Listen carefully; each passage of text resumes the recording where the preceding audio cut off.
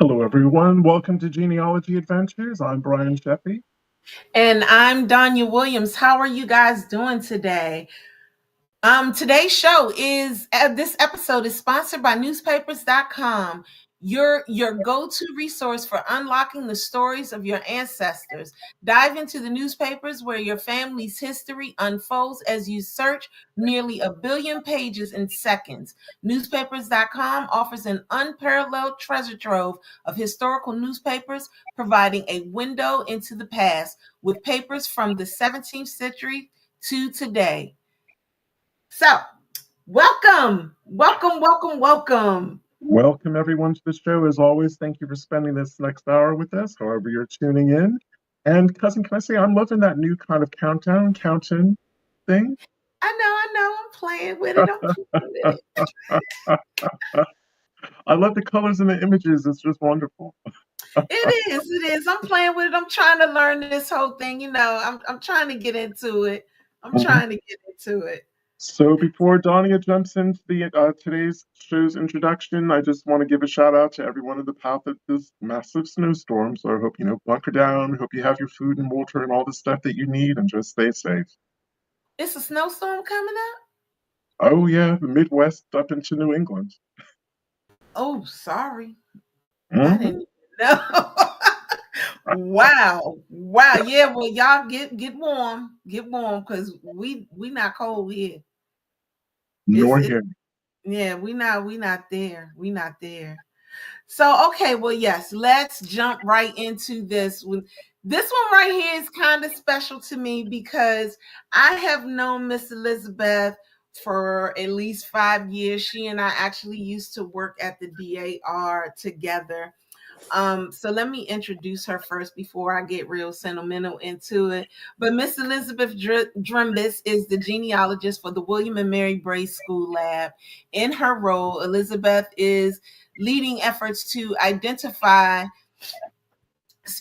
and document from the 18th through the 21st centuries the genealogical lines of all known Williamsburg Bray School students, employing best practices in because my thing is moving too fast in genealogical research. She traces and documents the family lines of those associated with the Williamsburg Bray School. As part of this work, she is engaging and partnering with known and potential descendants of Bray School students, supporting them in their own family history research through one-on-one collaboration, presentations, and genealogical workshops. Prior to joining William and Mary Bray School, Elizabeth was a genealogist for the National Society Daughters of the American Revolution, specializing in patriots of color and the lineages to their descendants. She was also a member of the research team for the Virginia Theological Seminary's Reparations Research Project, where she researched the antebellum period to find the names of enslaved persons who worked at the seminary and searched for their descendants. Welcome, Miss Elizabeth. How are you? I am well. It is so good to be here, and it's so good to see you. And Brian, I'm it's so good to so meet you. happy that I'm the person that is introducing you, because next week's show is a show that's kind of dear to me too, because we've been trying to get this one particular company onto our show for a while. But I'm just really glad that I'm the one introducing you. So, oh, well, I appreciate it. I'm so good to see you and be talking with you. I know this one. I've been trying to get you. I want you to be wanting you on this show forever. So. I know. I feel like I had to learn a lot fast before I could talk intelligently about any of this. So I'm gonna let Brian start everything off while I put on my producer hat and just make everything happen. But I'm coming right back for you. Okay. So, as Donia said, thank you so much and welcome to the show. And I'm really looking forward to spending this next 55 minutes to an hour with you. And I just thought, for the context of the audience who may not be familiar with the Williamsburg Bray School, can you give some context about who founded it, when it was founded, and why it was founded? Sure. Happy to. So, thank you everybody for being here. we talk about two phases. There's the Bray School Enterprise, and that was Bray schools were started by the Associates of Dr. Thomas Bray, and it was a London-based religious charity whose mission included educating Black and Indigenous children in the Americas, in 1700s at this point. They offered an Anglican-based education that emphasized Christian morality and utility, while also teaching reading and some various domestic skills. The school's faith-based curriculum really justified slavery and encouraged those who were enslaved to accept their destinies. So this may have sounded like a benevolent type of enterprise to be, educating Black children, but it really had much more of an empire building, subservient bent to it. So we need to be really clear that this was very much a pro-slavery. They were not out to free enslaved children, save the souls, but not necessarily the bodies. The children were taught those types of things. So I'm interested. I just want to pick up one thing because I immediately have a question. Okay. So the school was available for both children who were free, children of free Black households, as well as enslaved children. So Yes. if the component for the enslaved children was to accept lifelong servitude, what was the aim for children who were born to free parents of color? It's a good question. I think it was still perhaps, I don't know for sure whether it was also kind of just, that's a really good question. I don't know that we've actually really explored that piece of it, because we do know that, for instance, the Ashby family was baptizing, they had their daughter Mary baptized in Bruton Parish Church. So it must have also been bringing people to Christianity, bringing people specifically to the Anglican faith. Mm-hmm. And again, there probably won't be an answer for this either. I've always found it really intriguing that the school did serve children who were born to free parents as well as enslaved children, because particularly Virginia had tried so hard, even with legal statutes, to split free people away from enslaved people. Right. It is, when we look at the numbers of the children who are attending the school, by and large, it's primarily enslaved children. But each attendance list that we have, and we only have the 3 attendance lists out of the 14 years, we do see just really like around 1 or 2, 3 free children as in relation to more like 20, 25 enslaved children. Mm-hmm.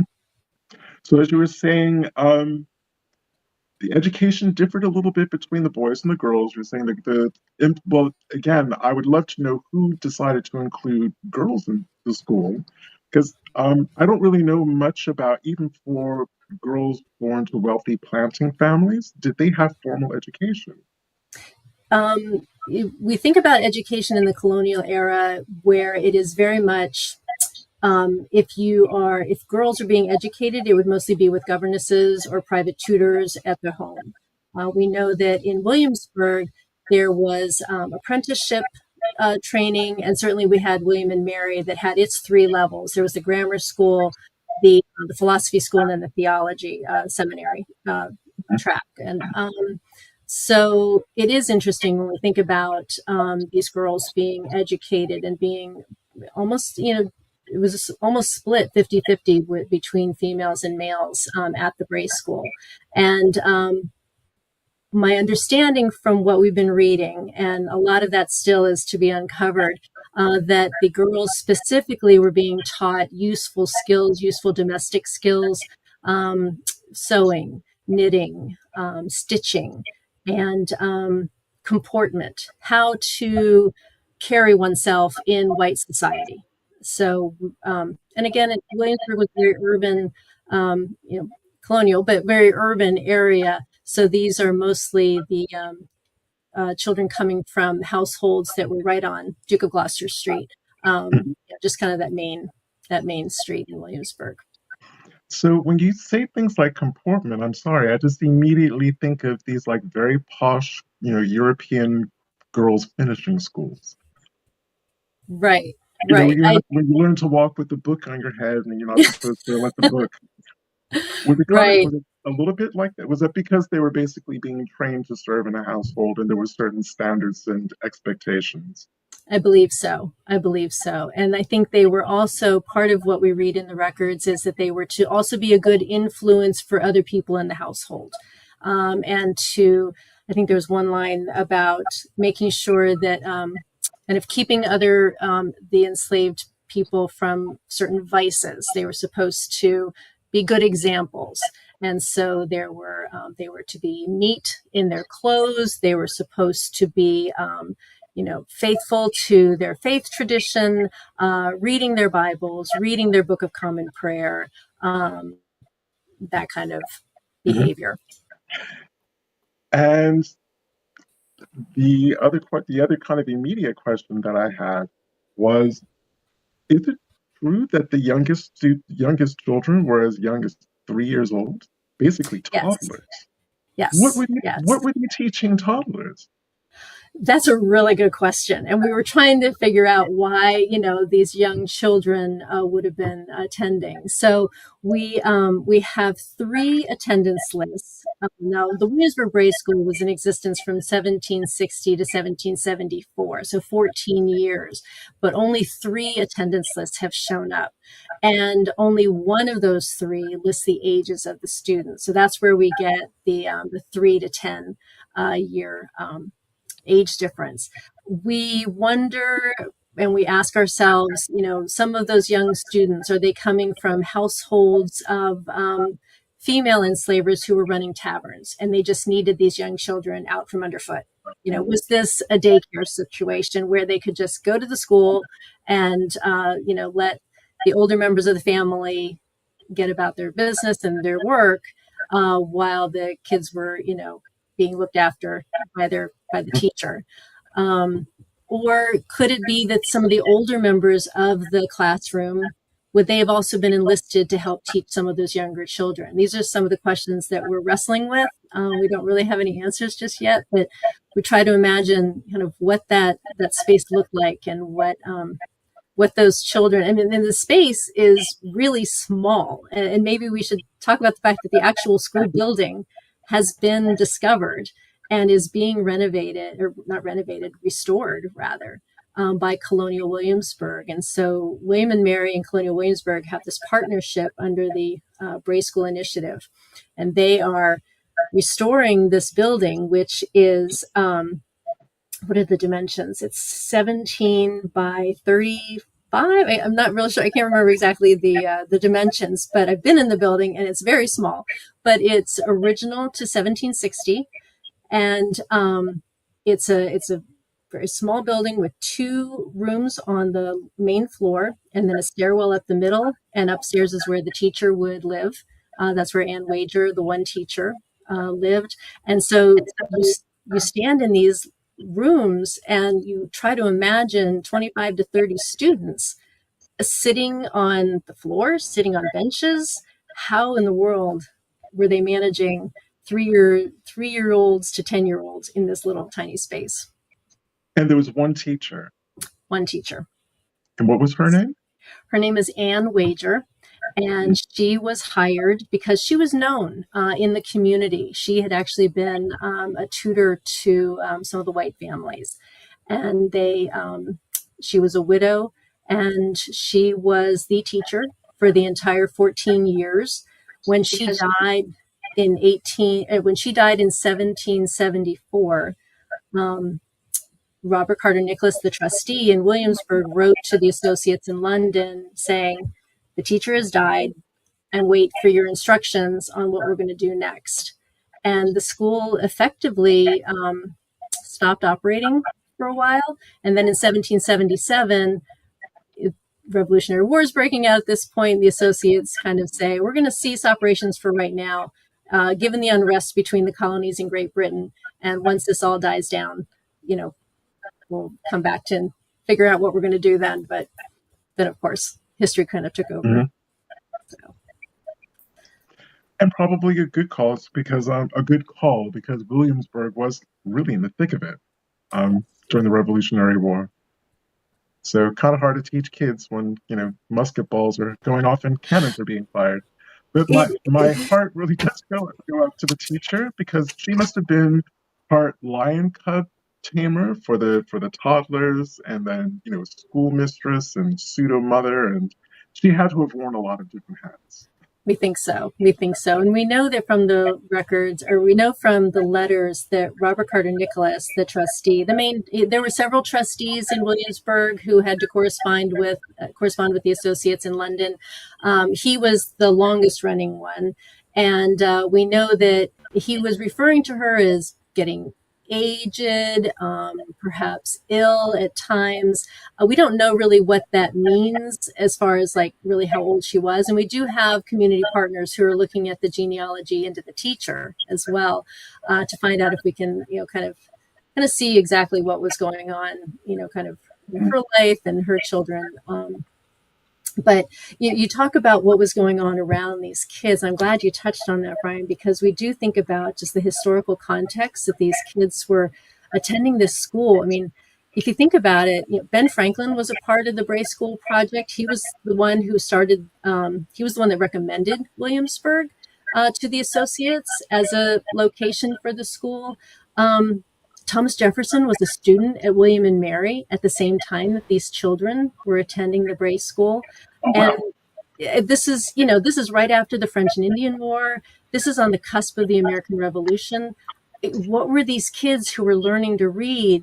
What were they hearing? And the ideas that are being discussed around dinner tables and out on the public streets and in the newspapers, what were they absorbing in addition to just the religious education they were getting? And I really want to cycle back to that in a hot second. I just have another contextual question. What did this typical school day look like? When did it start? When did it finish for them? The finished part, we don't know. We do know that they were going 7 days a week. We know that the rules stated that school was to start at 6 a.m. in the summer months, and school would start at 7 in the winter months. Now, most of these children are going to be walking from Duke of Gloucester Street to the location of the school.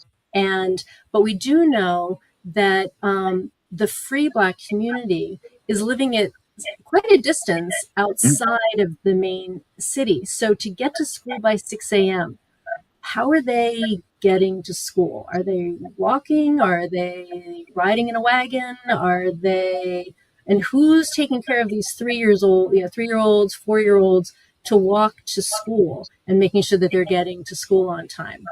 And we do know two of the students coming from William and Mary and from the president's home. So they're walking from campus to the school. So when they told their kids and their grandkids, listen, in my day, I had to walk 5 miles there and back up hills, they weren't lying.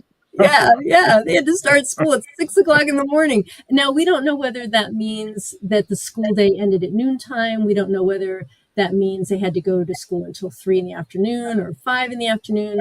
We assume that they had chores before school. They certainly had work after school. I mean, this is not an easy, life. So, yeah, we need to kind of keep all of those pieces in mind as well. And they had to go to church. Ann Wager was responsible for taking them, corralling them to church, certainly on Sundays and any other services. And they were supposed to then also be able to recite the things that they were learning when they got to the church.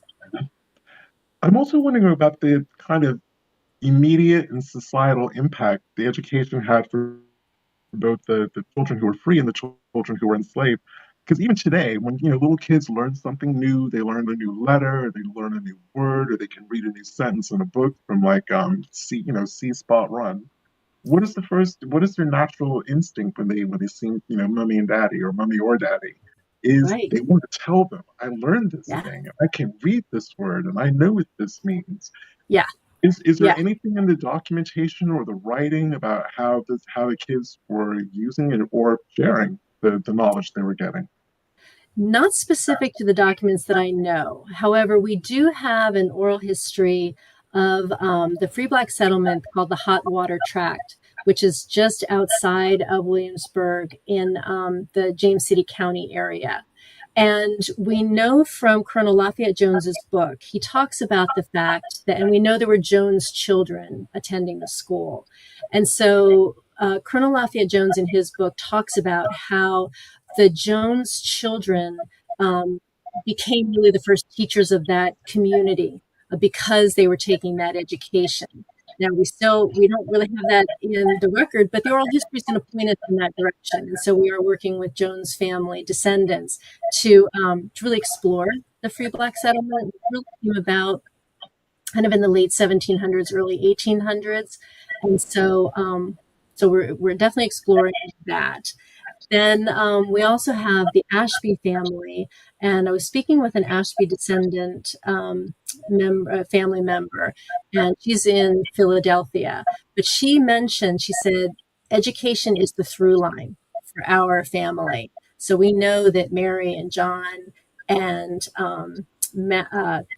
Harry Ashby attended the Bray School, and now we've got Ashby descendant community members and family members talking about that education piece has still carried through. Yeah. That's awesome. So let's take a break for a minute for one of our other sponsors, because we do have another sponsor. This is the first time with Archives. So hold on, let's take a break with them. Today's show is brought to you by Archives, your trusted resource for researching your family history. Archives is a vast repository of historical records offering a seamless journey through your family's past. Archives is an invaluable resource if you want to make your family history research simple and affordable. Just visit archives.com and let your family history journey begin.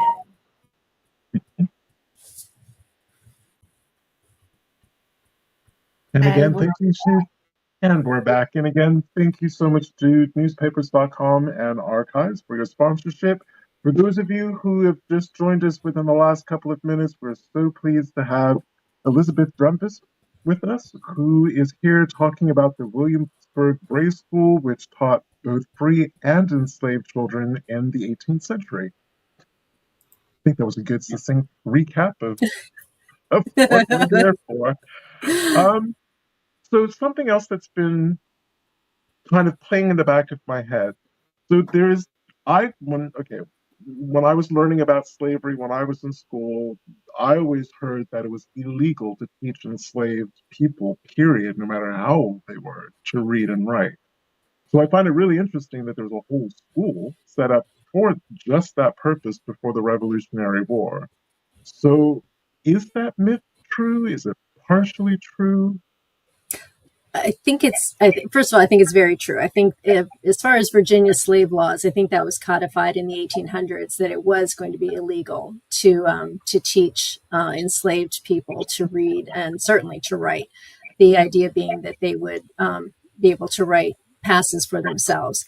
Not so much in the 1700s. It was a different time period, and it was a different. The laws hadn't been codified at that point, specific to reading and writing.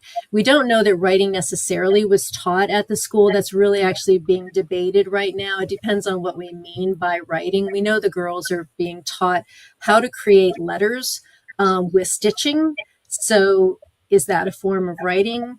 We know that the archaeology has uncovered the highest concentration of slate pencils at the site where the school building was. Does that indicate that they were learning to write? So that one is still being looked at, but reading was specific in the instructions to what the children were to be taught. They were taught to read. And we know, at least from one of the students who self-emancipated twice, Isaac B., he, in the first ad that was placed by his enslaver in 1774, it mentioned that Isaac could read. By 1793, his enslaver at that time, Richard Littlepage, specified that he could read and write. So it's definitely not a myth that it was illegal to teach, but not at that necessarily that time period. So and again, I'm wondering, considering what they were reading, you know, they were reading the Bible, and I'm presuming they were reading the Church of England, Anglican, I guess it would now be called Episcopalian Bible, where Mhm. one of the tenets was "thou shalt not kill." But then they see Virginia and other states, slaveholding states, passing, well, I guess they all were slaveholding states at that point, passing laws saying, yeah, you know, if you kill a slave, no harm, no foul. You're not Right, going to go to jail. We may fine you, but that's about as bad as it's going to get for you. right, I'm just right. wondering how the children process this very what they were reading to a very different lived reality. Is there any indication about things like that?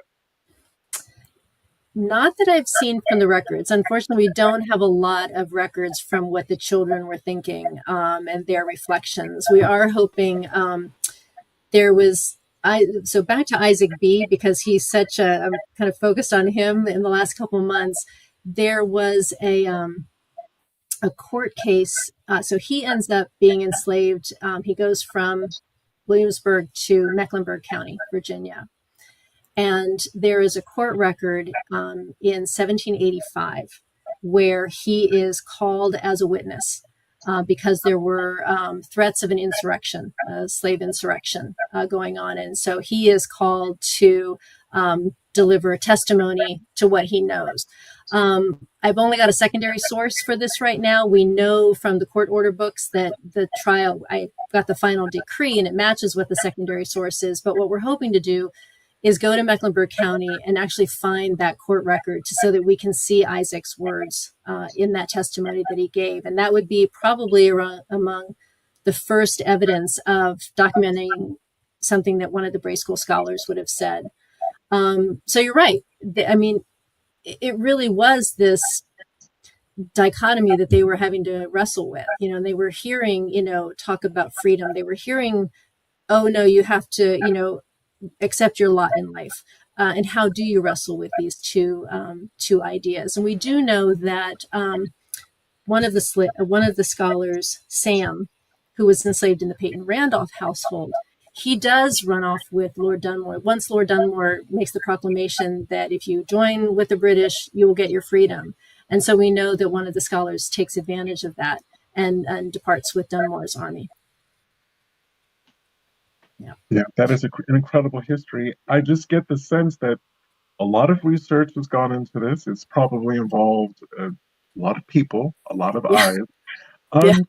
Can just for the benefit of the audience, can you just outline, I guess, where the larger repositories of records and documents detailing this, where they can be found?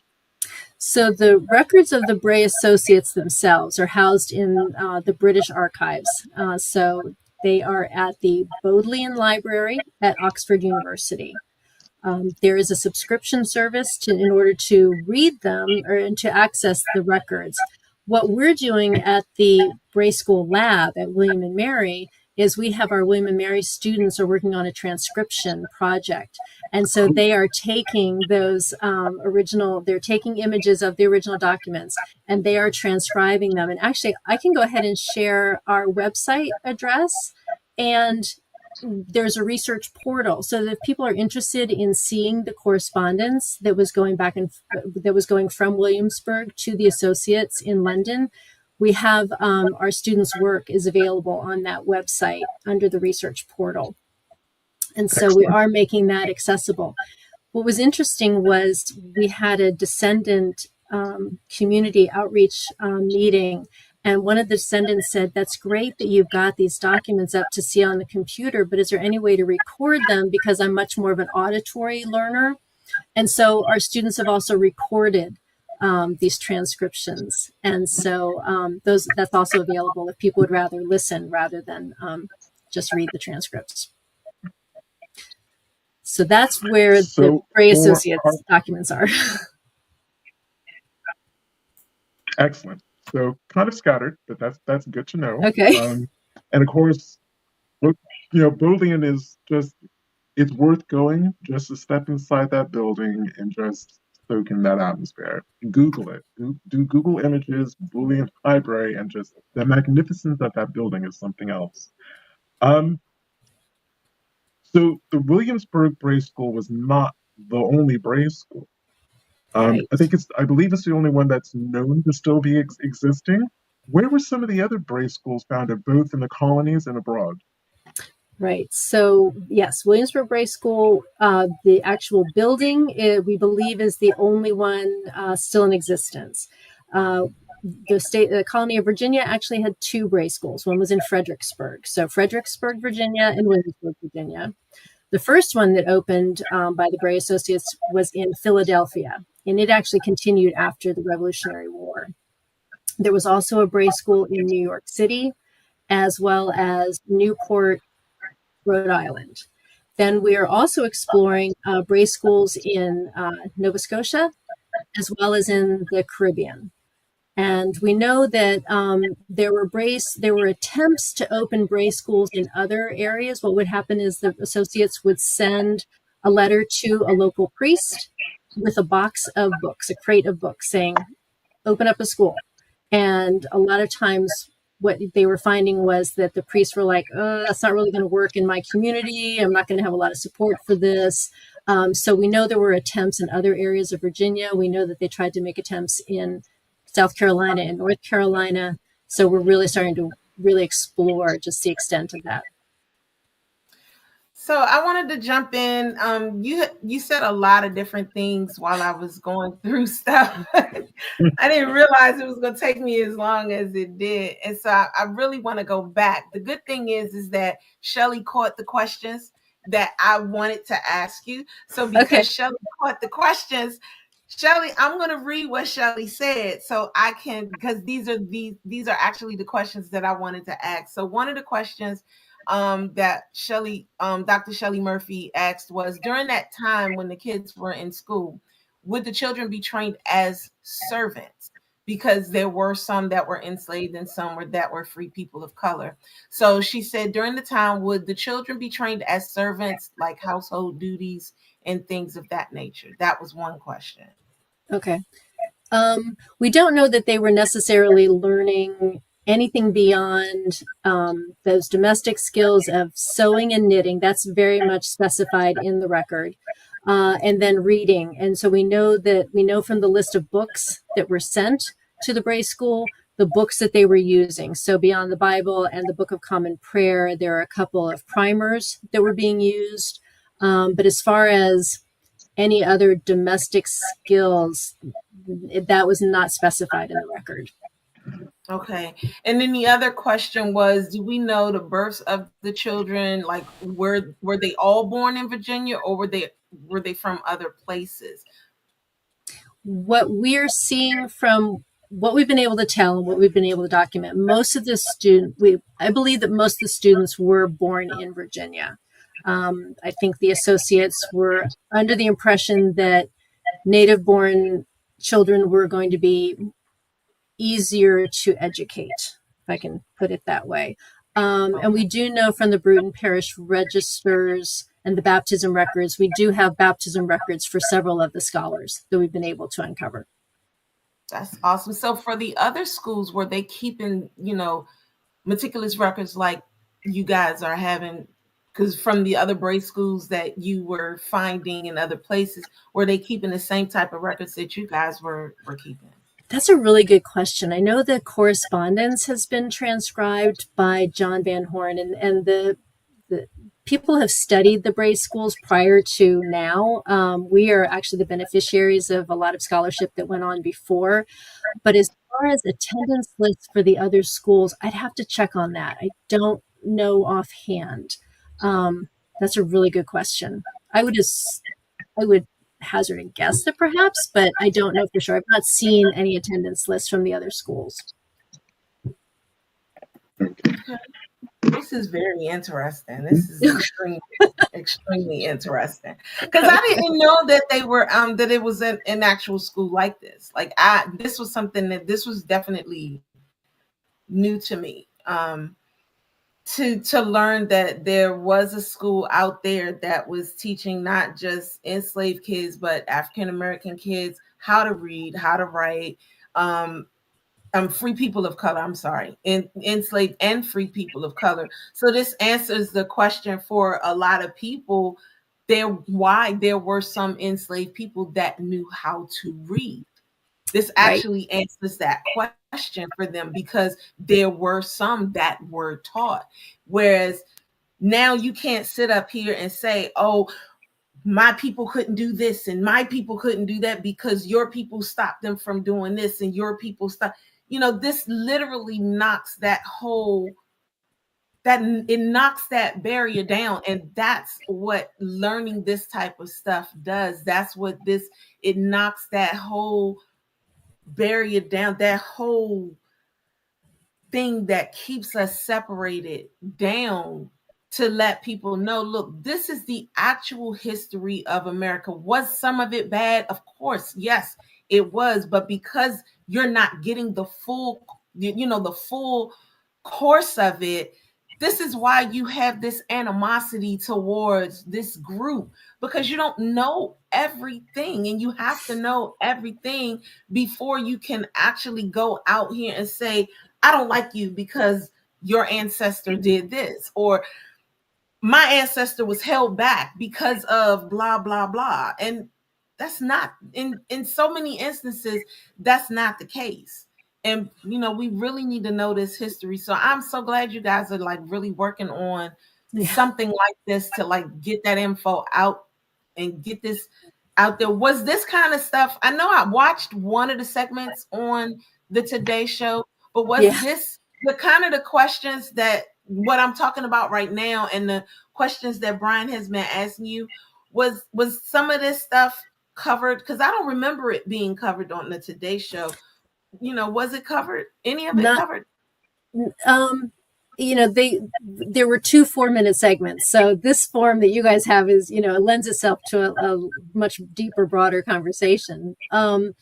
They really talked to 2 descendant community members, one who has deep roots to Williamsburg and descends from the Jones family. And they really were talking about just kind of reflecting, what were her thoughts? What does it mean for her to stand in that building? They talked to the architectural historian Matt Webster from Colonial Williamsburg, talking about the physical moving of the building and what they've been able to find, and just dating of the wood of the building. They spoke with my director, Dr. Maureen Elgersman Lee, just really giving context to the initiative and to the research.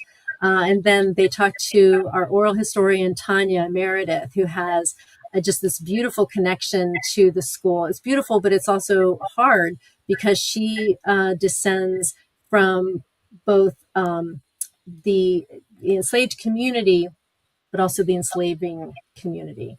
And so they talked to her about her reflection. And Donnie, what you said about like knowing and learning more about this history, that's what Tanya was saying, that she said, to know that this is a part of it, this changes the way I understand things. It was different than what I've always been taught. And That's so, yeah. So I can share those 2 segments. If I can share the links to those segments if you want, if you already have them. Okay. Let me see if I can find them. Yeah.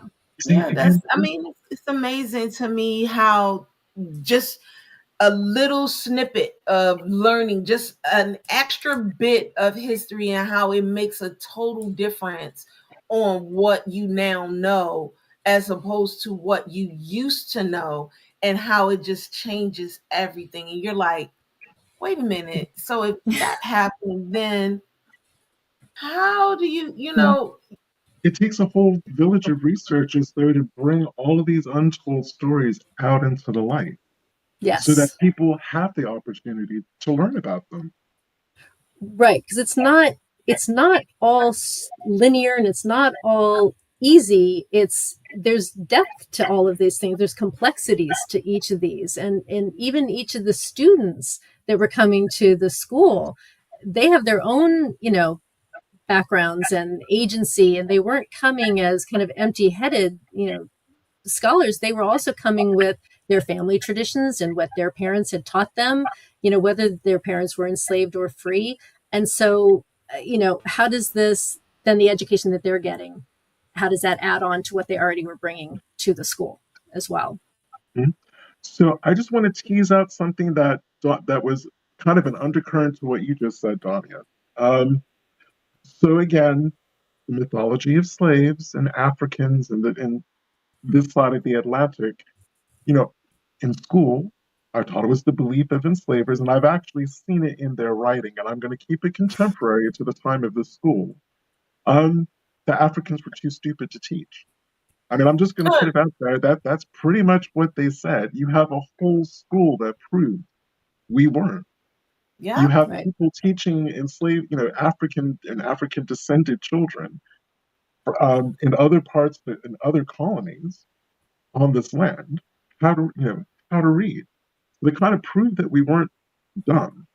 That's completely ignoring the 1619 Angolans who got off the boat, learned the English language, learned the English legal system, and then started freeing themselves from their bonds.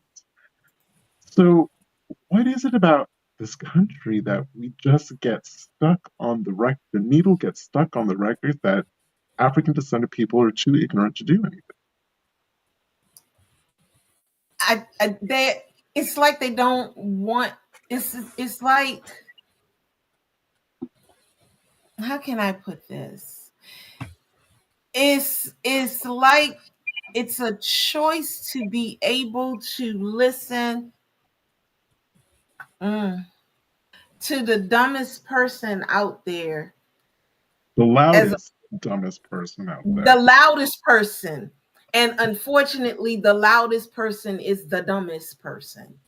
That's the one that catches all of the attention.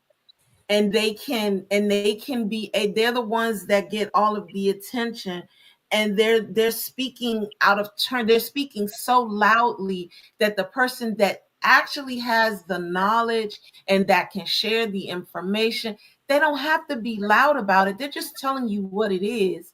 And because they're telling you what it is, and they're not speaking forcefully and loudly and wrong, like the other person, that they're just gonna go ahead. They're like, okay, well, you're gonna go ahead and say what you want to say, but I know what I'm doing. It's like my mom would always be, when my mother is right, she would be like, okay, and she'll sit back and she won't say anything because she's right. But if she wrong about something, she'll be like, well, check this. Well, check that. Because she want to check everything. Well, check this. You got to be sure. That's when but when she knows she right, she just going to sit back and she ain't going to say nothing because she knows she right. And that's the problem. That's when people start really doing that. So I think when people just loud and wrong, they just loud and wrong, and people pay attention to that. So maybe right people need to be loud and right, I'll and go. just start I'll go. coming out their mouth. I'll go with that. Because again, Yeah, the, just the, be the loud and beauty right. of this beauty of this almost hour with Elizabeth proves the contrary. The fact that enslaved people could build Monticello, could build Mount Vernon, could build William and Mary, could build University of Virginia, could build the gardens of Middleton Place, as complicated and intricate as those gardens were, proves we have the mental capacity to do anything we set our minds to. Well, I guess I'm on the Juanita Yeldale wavelength today. That's my mother, and basically. Because another thing that she said that was so very, very intelligent to me is you had people who went to school for architecture, and they would go to school for these things, and they had to learn how to build and understand and read that blueprint and everything. But then they gave that same blueprint to these people that never went to school. And those people that never went to school looked at that blueprint, and they gave them exactly what they wanted. They Yep. did it. Can you So say that you one more can't time for the sit people in the back? here, huh? Can you say that one more time for the people in the back looking at a You blueprint? mean loud and right? You mean loud and right? Yes, I can. They gave them that blueprint. They gave them that blueprint, and they had no idea what they was looking at, and they still built exactly what they wanted. Because like Karen just said up here, our people were educated before we were enslaved. We already knew how to do most of the stuff before we came here, but you looked at us and you called us certain things. You called us very negative things out of our names. And you had some who were good that already knew, I'm human. They're human just like me. Why can't they learn what I learned? Underneath that skin, we're the same. There were people that noticed that. But the thing that irritates me the most is that nowadays we have folks who look back in time and act as if everything that's happening now is just starting to happen. Whether it's dating interracially or gay and lesbian or anything you can think of, they're acting like it's just starting to happen when it happened then too. So why are you thinking as if it never occurred? Mm-hmm. Why do you think that because a person was enslaved, that was Stockholm syndrome? You really think that there was at least one person that just did not fall in love with another interracial couple never happened back then? Yeah, it did. It did. You probably did have rapes and things that happened, but that was life. That stuff has been going on forever. I need people to just really realize that and recognize that. And this right here points out, you know what movie I thought about as you were talking? Glory. Mm. You want to know why? Tell me. Because Andre Brower, God rest his soul, he was a free person of color with Matthew Broderick in the movie Glory, and he wanted to join the 54th. He wanted to join the army. He was very intelligent. He could read. He could write. Is it all possible that the character that he played learned those things through the Bray School? Because it was during, that was in the Civil War, even though that was during the Civil War. But the thing is that that's the kind of person that would have possibly attended something like the Bray School. Mm-hmm. Mm-hmm. So why not? You know what I'm saying? Why not? Right.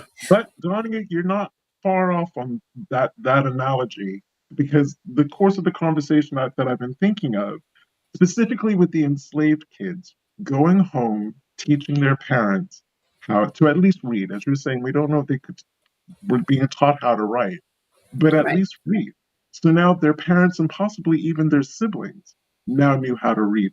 Did they pass that on to the next generation? And did they pass that on to the next generation? Right. Color purple. Right. That's what Silly sister used to do. Nettie used to go to school and then come back home and go to Silly and taught Silly how to read. They knew they were going to be separated. They knew Mister was going to separate them. And she was like, I'm going to teach you how to read and write, because when we get separated, I'm going to write these letters to you so we can keep together. Yes, Color Purple was fictional. I know, don't bust my bubble. But the bottom line is, this is what we're talking about. Right. This is what we mean. Yeah. It's one of the things talking about that was there's a man, Gowan Pamphlet, who was the first Black Baptist preacher in Williamsburg, and believe he was part of the founding of First Baptist Church. And so what we're trying to, and we know that Gowan Pamphlet had been enslaved by Jane Vogue, who sent other children to the Bray School. We don't know that Gowan Pamphlet went to the Bray School, but he could have been on one of those missing lists that we just don't have.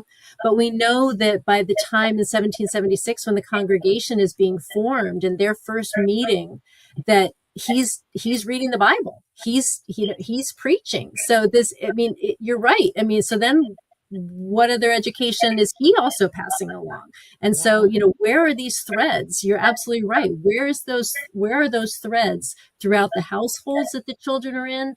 And then where does that go? And that's what is so exciting for us to try and figure out if we can really find anything that, clearly points back to that. But that is something that we also are looking, closely at, is what happened when these kids grew up, and what did they do as adults, and where were they? Where did they end up? Where did they get? We know that some were sold away. We know, so we're working on that. But yeah, that education through line, that whole piece of literacy. Yeah. So I got two questions for you. One is from Shelly and one is from me. Because Shelly is asking a great question. Did any of these children serve or have service during the Revolutionary War? And then my question is, because I know how passionate you are about, working with you at the DAR. I know how passionate you are about African American studies and research and things of that nature. How has this affected you? Oh, wow. Okay, let me take Shelly's question first. That'll be easier. See, I knew it. Oh my God. Okay, to Shelly's question. Not that we have found so far. We do know that we are working closely with the descendant community and the local DAR chapters, and we are finding that some of the women who are applying for membership are applying through other free Black families from that era. We are right now, all we know for sure is Sam left with Lord Dunmore's army. So we are, we haven't found any yet that fought in the Revolutionary War, but we're definitely on the lookout for any of that, for sure. Oh my gosh, Danya. Okay, your question. There are days where I am utterly floored by what is available in the records, and just kind of how talking with, oh my gosh, I'm not going to be able to be very eloquent here.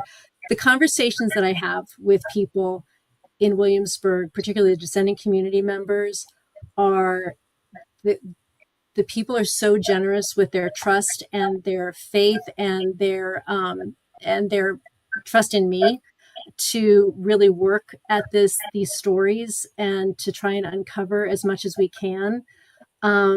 That's been phenomenal, and that has been I hold that very, very closely, and I honor that as deeply as I can, because I moved to Williamsburg, didn't know anybody, and the community has just opened up their hearts and their records to us.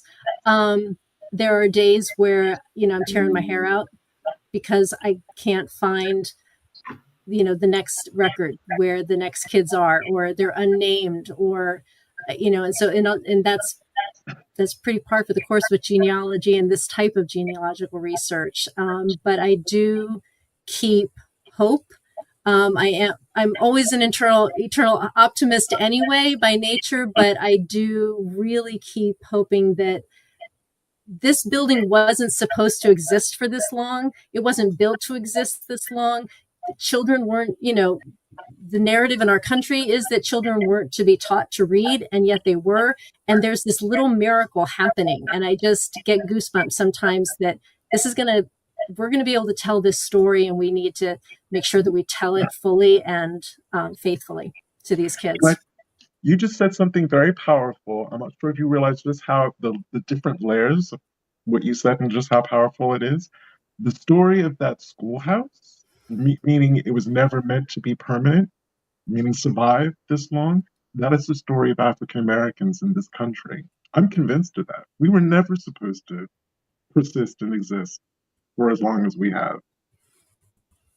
That was a very powerful. And that that's was a very why I powerful wore the statement. shirt love today.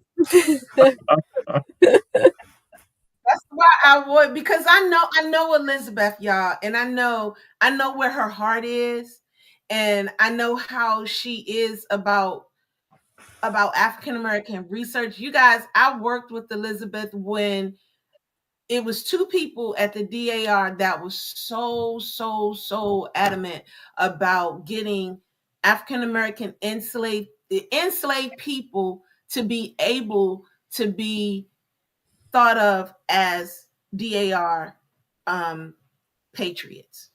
They were adamant. They were adamant about that, and they would fight for that all the time. And Elizabeth was one, and what's his name? He's gone now. God, his name just left me. Hispanic guy. Mark. Yes, Mark. Mark was the other guy. Yes. They were so adamant. They were adamant about that. So I know where her heart is when it comes to this. So when she got this position, I knew that this was it. This had to be the best position for her. And I'm so happy for you and being here. And I know that this was just something that was going to fill you. And I wanted this to be the last question for you. And I'm so proud and so happy for you being there. And I knew that, that was something that you was going to go on a roller coaster ride for. And I know you're enjoying this roller coaster ride. Yeah. Oh, I am. Thank you. I know you're enjoying this ride. I know you are. Yeah, this has been pulling on everything I've ever done before. It's all coming together in this time, in this place. It's been incredible. Thank you. I'm not doing this alone. It is a huge team of people. It's a huge team of community people, work people, department students. It's lovely because we're all working on this story together to get this story out, and to really be faithful and truthful to it. So, yeah. And Thank I you. hope We want to thank you. Go ahead, Brian. I hope for people who can read between the lines, you just heard what Elizabeth said. This isn't even a village doing this research. This is like a large town or a small city trying to document the existence of a school for a 14-year period. And look at how much time and effort and research has gone into that. Yeah. That's right. That's right. Yeah. So thank you so much for being on the show. I don't want you to hang up. We are so excited that you joined us, and thank you so much. I'm so glad I finally got you on the show, and I'm glad that I got you for something like this. So thank you so much. Thank you both so much, and thank you to everybody in the audience. My goodness, the comments have been just incredible. Thank you. Amazing. So Brian, you want to talk about next week's show real quick? We're out. I'm just going to say thank you, Elizabeth, for joining us and for dropping our knowledge and for your heart and your compassion. Thank you, everyone who's tuned in for the last hour. It's always a pleasure to have you and to see you. And until next week, 4 p.m. Eastern Standard Time, in all of our usual places, I'm Brian Sheffy. And I'm Donya Williams. You guys have a great, great, great, great day and stay warm. Yes. Bye. Bye-bye. Don't hang up, Elizabeth.